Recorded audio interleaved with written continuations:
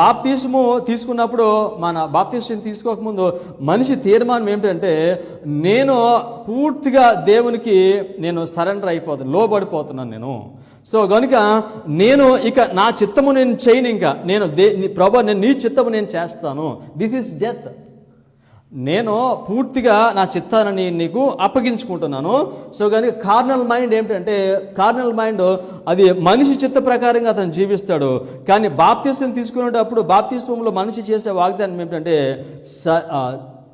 Surrendering self, అంటే మన చిత్తమును దేవునికి పూర్తిగా అప్పగించేస్తాం, పూర్తిగా లోబడిపోవడం. దట్ ఈస్ డెత్ అండి. యేసుక్రీస్తు వారికి మన చిత్తాన్ని మనం పూర్తిగా లోపరుచుకోకపోతే వీఆర్ నాట్ డెడ్.